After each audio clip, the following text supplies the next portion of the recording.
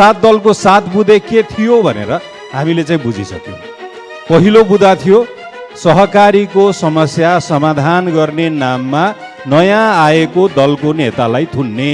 दोस्रो सहमति थियो स्थानीय तहलाई सहजीकरण गर्ने नाममा बालेनहरूलाई अवरुद्ध गर्ने। तेस्रो सहमति थियो आफ्नो मान्छेहरू नियुक्त गर्ने क्रममा काम गरिरहेको कुलमानहरूलाई लखेट्ने।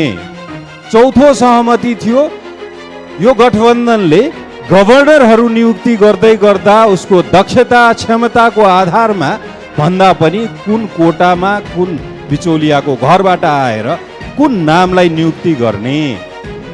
सदनलाई सक्रिय बनाउनुको साटो सकेसम्म कम समय सदन सञ्चालन गर्ने र विभिन्न पक्षलाई राजनीतिक स्थिरताको लागि सडकमा आउन दिने, यो व्यवस्थाप्रति प्रहारको लागि यथेष्ट सम्भावना दिने र अन्तिम सहमति थियो शिक्षक होस्, कर्मचारी होस्, चिकित्सक होस्, सबैलाई सडकमा आउने वातावरण बनाइदिने।